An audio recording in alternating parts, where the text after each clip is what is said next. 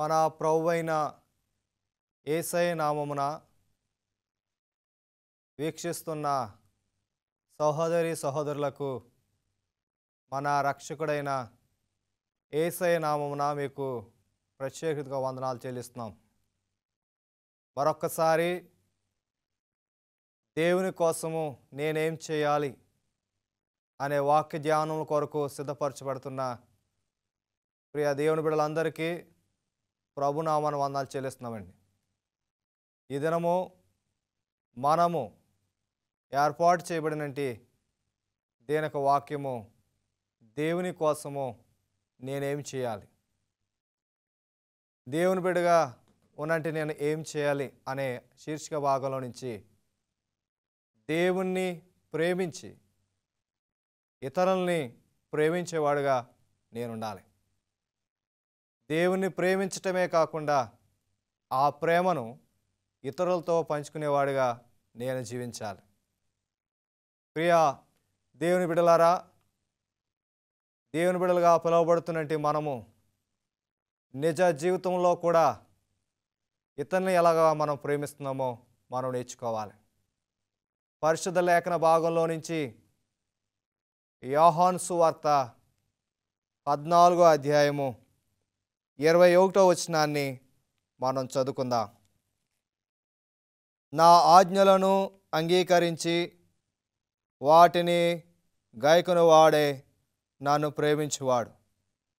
నన్ను ప్రేమించువాడు నా తండ్రి వలన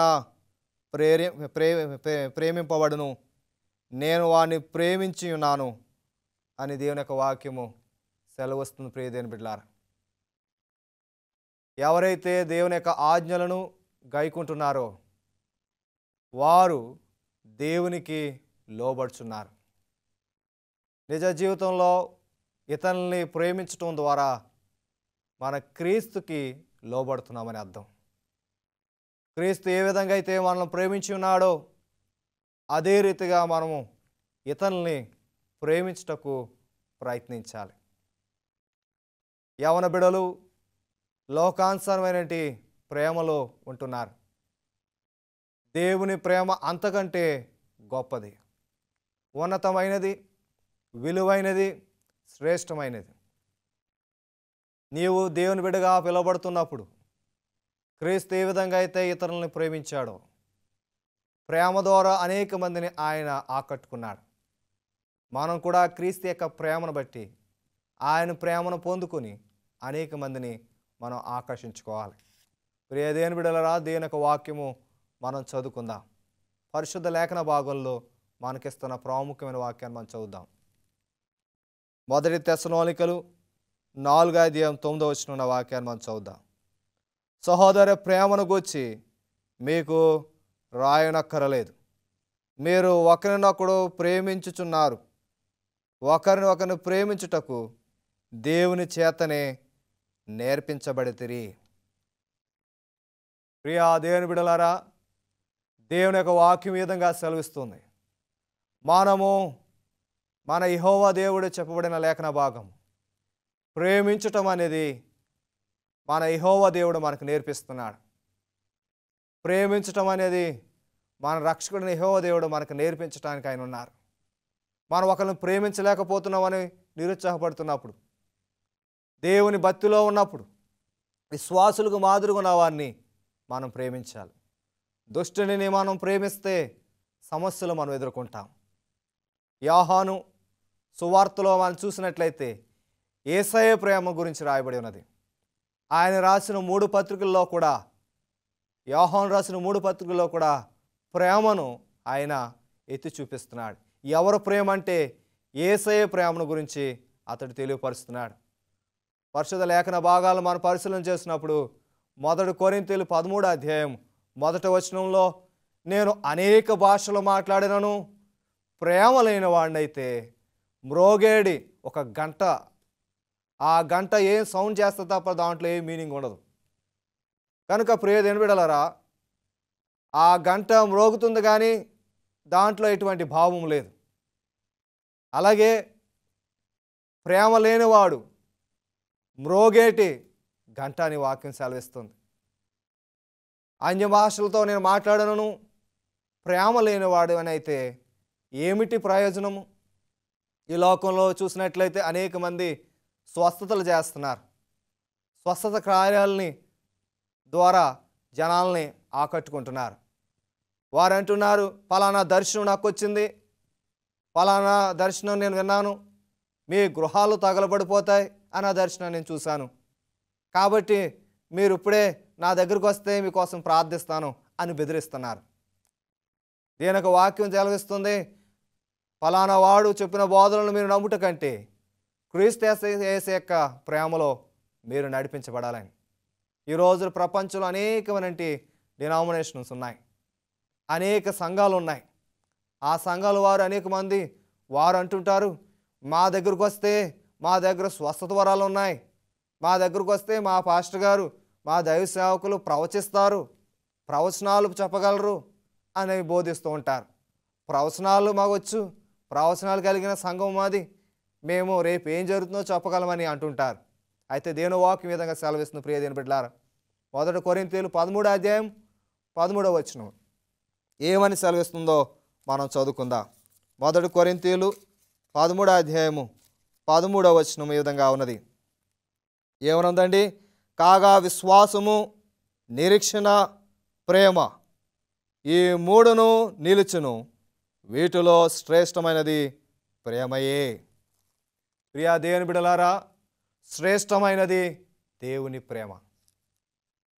ఆ ప్రేమ మనల్ని అంతం వరకు నడిపిస్తుంది.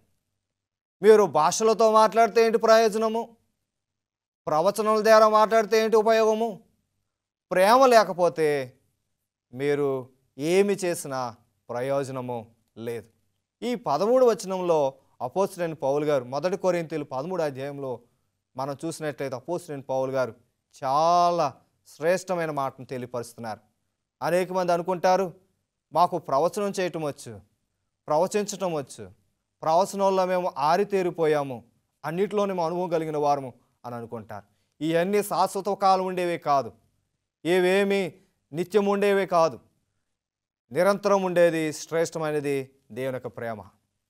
ఈ ప్రేమ మనల్ని దేవుని సింహాసనం మీద కూర్చోబెట్టుటకు ఈ ప్రేమ మనకి ఎంతో సహాయపడుతుంది. యేసయ్య ప్రేమ మనల్ని రక్షిస్తుంది. యేసయ్య ప్రేమను మనం కలిగినప్పుడు ఎదుటి వారికి యేసయ్య ప్రేమను గురించి మనం బోధించగలం. పరిశుద్ధ లేఖన భాగాలు మనం చదువుదాం ప్రియ దేవుని బిడ్డలారా. పరిశుద్ధ వాక్యం విధంగా సెలవిస్తుంది. 1 పేతురు 3వ అధ్యాయము 8వ వచనంలో ఈ విధంగా రాయబడి ఉన్నది.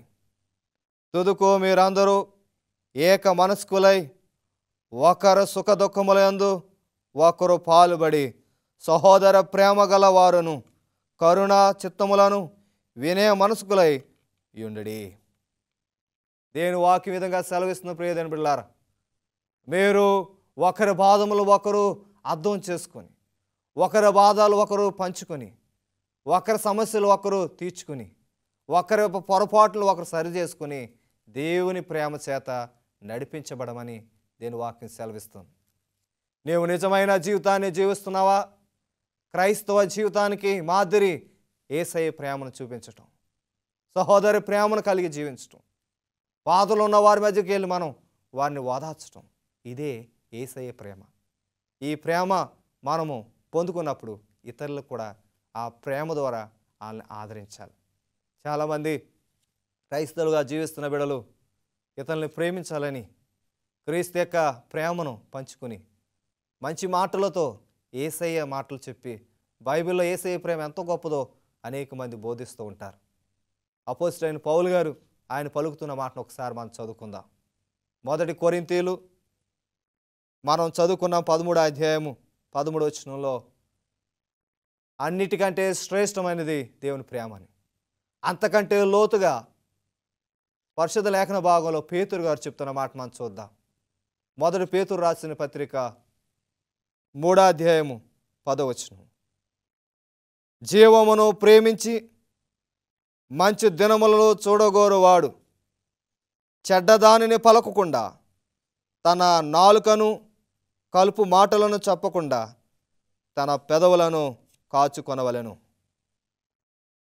దేవుని ప్రేమించేటి వారు ఈ మాట జ్ఞాపకం చేసుకోవాలి. ఏమిటి ఆ మాట తెలుసండి? జీవం గల యేసయ్యను తెలుసుకున్నప్పుడు నా నోటిలో చెడు మాటలు రాకుండా నేను కాపాడుకోవాలి. దేవుని ప్రేమను కలిగిన వారు ఒకరికి నొప్పి కలిగించరు. యేసయ్య హృదయాన్ని పొందుకున్నవారు, యేసయ్య హృదయ రహస్యాలు ఎరిగిన దేవుడు, ఆ హృదయ రహస్యాలు ఎరిగిన ఆయన మనసును పొందుకున్న ప్రతి క్రైస్తవ బిడలు ఎదుటి వారికి నొప్పి కలిగించకుండా మాట్లాడతారు.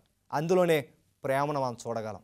ఎదుటి వారు బాధపడకూడదని, ఎదుటి వారిని ఇబ్బంది పెట్టకూడదని, ఎదుటి వారిని హింసించకూడదని ఎవరైతే ఉంటారో వారు క్రీస్తు ప్రేమను కలిగి ఉన్నారని మనం నమ్మవచ్చును. పరిశుద్ధ లేఖన భాగాలు మనం చదివినప్పుడు పేతురు గారు అంటున్నారు, మీరు మీ నోటిని కాచుకొనండి, ఒకరి బాధ పెట్టకండి, సహోదరు ప్రేమను చూపించండి. ఆ ప్రేమ ద్వారా ఒకరి బాధల్లో ఒకరు మీరు వానికి సహాయం చేయండి. ప్రియదేవుని బిడ్డలారా, ఈ యొక్క మాటలు వింటున్న తోటి విశ్వాసులారా, మనం ఎలాగున్నాం? ఎదుటివారిని ప్రేమించేవారుగా మనం జీవిస్తున్నామా? పరిశుద్ధ లేఖన భాగాల్ని మనం గమనిద్దాం.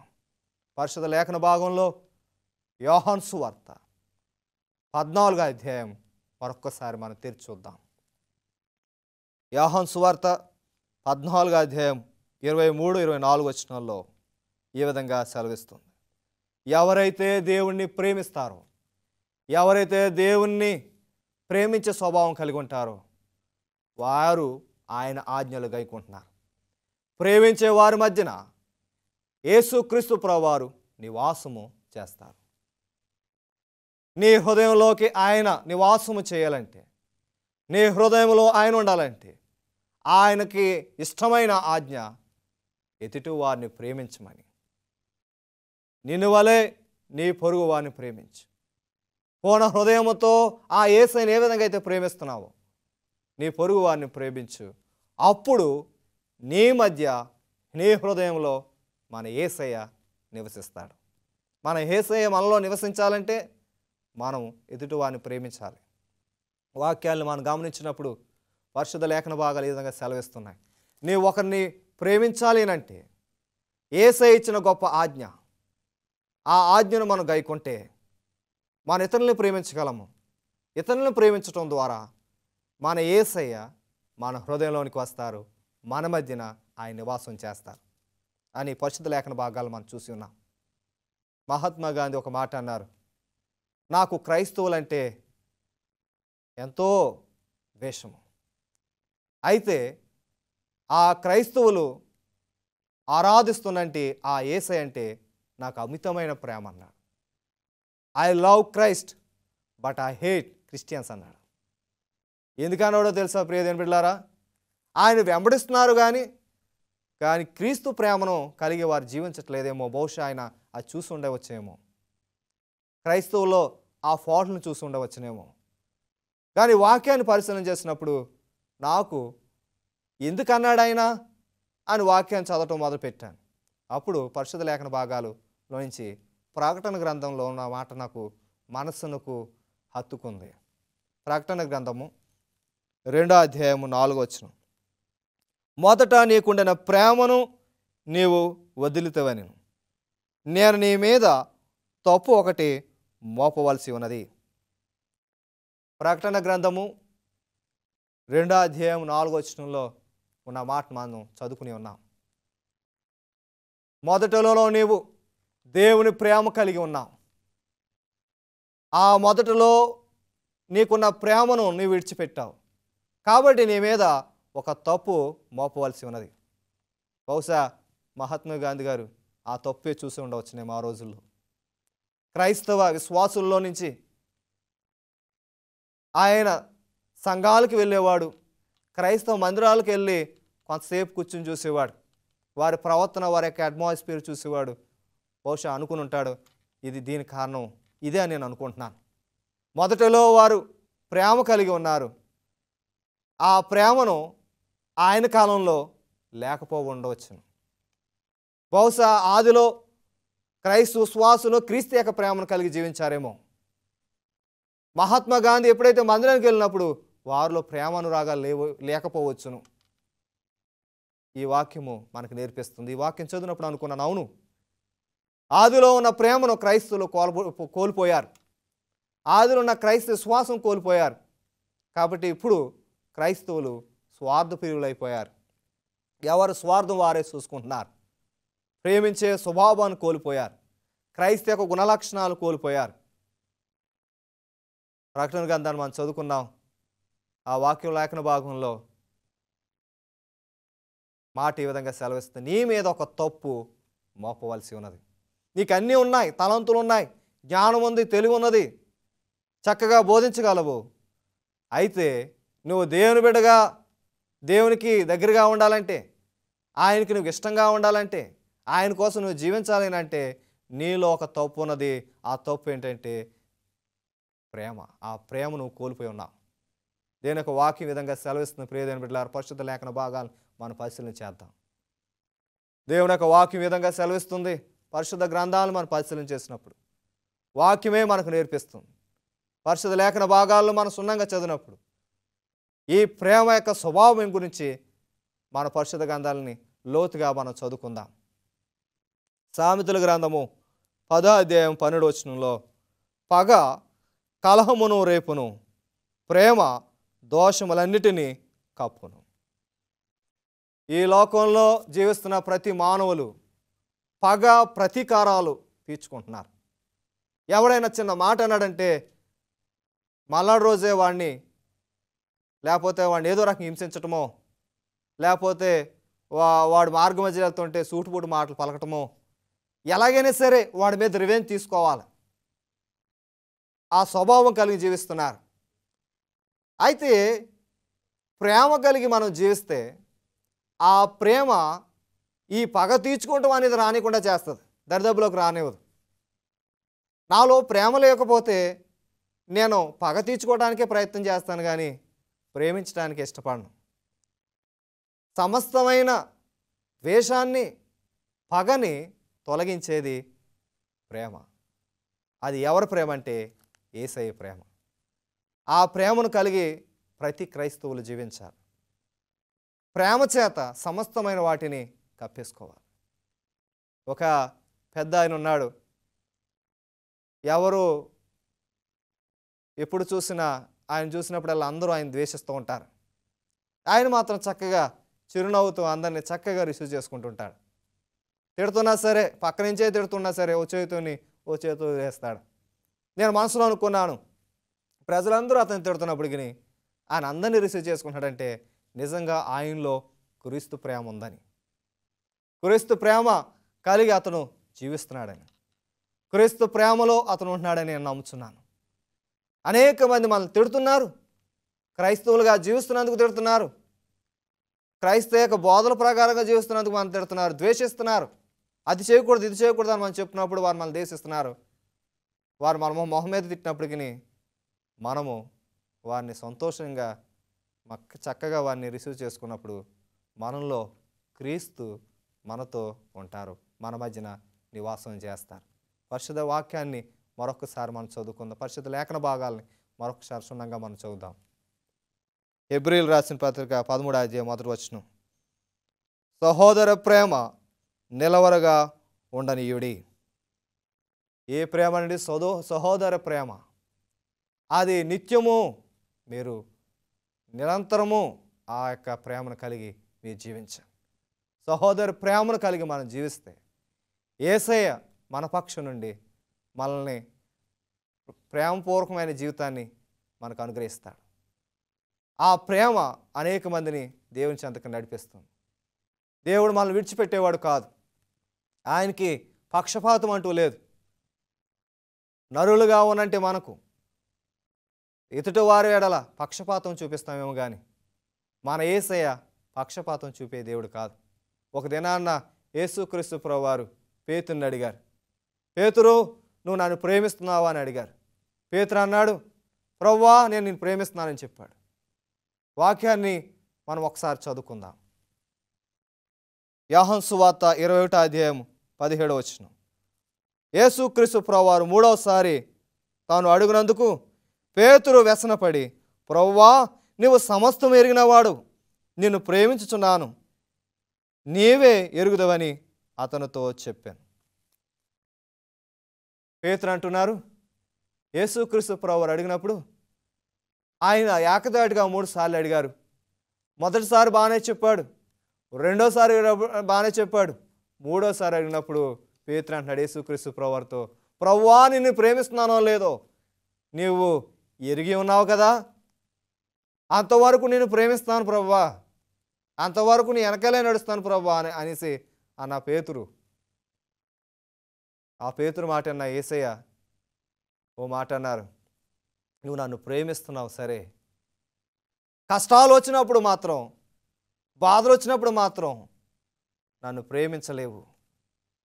నీ ప్రాణాన్ని నువ్వు కాపాడుకుంటావు, నీవు తప్పించుకుంటావు, నన్ను ప్రేమించలేవు, యథార్థంగా నువ్వు నన్ను ప్రేమించలేవు. ఇప్పుడు మాటలతో చెప్తున్నావు ప్రేమిస్తున్నావని, రేపు నీ క్రియల మూలంగా ఆ ప్రేమను నా పట్ల చూపవు. పేతురు అప్పుడు అవగాహన చేసుకోలేదు. తర్వాత యేసుక్రీస్తు ప్రభువారు బంధింపబడినప్పుడు ఆయన 3 సార్లు దేవుని సమక్షంలో, యేసయ్య సమక్షంలో బొంకాడు. అప్పుడు కోడు 3 సార్లు మరి ఆ యొక్క శబ్దం చేయటం అతను చూశాడు. వెంటనే పశ్చాత్తాపడ్డాడు. కనుక ప్రియదేవుడు, కొన్నిసార్లు మనం వాగ్దానం చేసేస్తుంటాం, నేను అది ఎదుటివారి ఎడల ప్రేమ చూపిస్తున్నాను, నా దేవుడు నేను ప్రేమిస్తున్నానని సూటిగా చెప్పేస్తాం, కానీ దాని ప్రకారంగా జీవించడం అనేది చాలా కష్టమైన పని. అందుకే పేతురు తన అనుభవంతో ఒక మాట చెప్తున్నారు. పేతురు రాసిన మొదటి పత్రిక 4వ అధ్యాయము 8వ వచనంలో, ప్రేమ అనేక పాపములను కప్పును గనుక అన్నిటికంటే ముఖ్యంగా ఒకని ఎడల ఒకడు మికటమైన ప్రేమ గలవారై ఉండుడి. ప్రియా దేవుని బిడ్డలారా, పేతురు అంటున్న వాటిని మనం గమనిద్దాం. యేసుక్రీస్తు ప్రభువారిని ప్రేమిస్తున్నానని ఆయన తన అనుభవంతో చెప్తున్న మాట, ఎటువంటి స్వార్థం లేని ప్రేమ కలిగి ఒకరి ఎడల ఒకరు కలిగి ఉండండి. యేసు దగ్గరకు వచ్చేటప్పుడు స్వార్థం చూపించాడే పేతురు. యేసయ్యని ప్రేమిస్తే నాకు హోదా ఇస్తాడని చూశాడు, యేసయ్యని ప్రేమిస్తానన్న మాట అంటే ఆయన నాకు అధికారం ఇస్తాడని చూశాడు తప్ప ఆ ప్రేమలో ఉన్న పరమార్థాన్ని పేతురు గమనించలేకపోయాడు. యేసుక్రీస్తు ప్రభువు చనిపోయిన అనంతరము ఆయన అనేకమైన పాఠాలు నేర్చుకున్నాడు. ఆ పాఠంలో నుంచి ఈ పాఠం మనం ఈరోజు నేర్చుకుంటున్నాం. ఏమంటున్నాడంటే, ఎటువంటి నికపటమైన స్వార్థపూర్వకమైన ద్వేషమేమో ఇలాంటి ఏమీ లేకుండా యేసయ్యను హృదయపూర్వకంగా ప్రేమించి ఒకరి ఎడల ఒకరు ప్రేమానురాగాలతో ఉండమని పేతురు సెలవిస్తున్నారు. అటు రీతిగా మనం కూడా ఈ క్రైస్తవ యాత్రలో మనం కూడా అటు రీతిగా ఉండటకు ప్రయత్నం చేయాలి. యేసయ్య మనల్ని విడిచిపెట్టేవాడు కాదు, మనల్ని ప్రేమించేవాడు, మనల్ని రక్షించేవాడు, మనల్ని విమోచించేవాడు. నిన్ను నన్ను ప్రేమించే యేసయ్య ఆయన ఎన్నడనో విడువడు, ఎడబాయడు, నేను రక్షించి అంతవరకు నడిపించేవాడు. దేవుని బిడ్డలుగా కొన్నిసార్లు మనము మన యొక్క వ్యక్తిగత జీవితాన్ని యేసయ్యకు సమర్పించలేకపోతుంటాం. యేసయ్య పిలుస్తున్నాడు, ఆయన అంటున్నాడు, నేను లోకమును ఎంతో ప్రేమించి ఉన్నాను. ఆయన ఎంతో ఈ లోకాన్ని ప్రేమించాడు కాబట్టి తన అద్వితీయ కుమారుణ్ణి ఈ లోకానికి మన కోసము, మనందరి కోసము ఆయన ప్రియ కుమారుణ్ణి పంపించి ఉన్నాడు. ఆయన ఎంత ప్రేమించుతున్నాడు ఈ లోకాన్ని, మనం కూడా మన పక్క వారిని ప్రేమించాలి. మన యేసయ్య మనల్ని ఎలా ప్రేమిస్తున్నాడు అటు రీతిగా మనం కూడా ఎదుటి వారిని ప్రేమించేవారుగా ఉండాలి. యేసయ్య నీకు నాకు ఒక సువర్ణ అవకాశం ఇస్తున్నాడు. నువ్వు ఏ విధంగా అయితే ఆ యేసయ్యని ప్రేమిస్తున్నావో, మన ప్రభువైన యేసుక్రీస్తు ప్రభువారు మనల్ని ఎలా ప్రేమిస్తున్నారు, మనం కూడా ఎదుటి వారిని ప్రేమించి ఆయన రాజ్యవ్యాప్తి కొరకు ఆ ప్రేమతో వారిని ఆకట్టుకోవాలి. దేవుని యొక్క రాజ్యం బహు సమీపంగా ఉన్నది కాబట్టి మనము ప్రేమతో దేవుని బిడలను దేవుని చెంతకు నడిపించాలి. అటు రీతిగా నడిపించుటకు దేవుని యొక్క సహాయము మనకును, మన యొక్క బిడ్డలకును, సంఘమునకు, ప్రతి ఒక్కరికి నిండుగా తోడుగా ఉండి నడిపించునుగాక. ఆమేన్.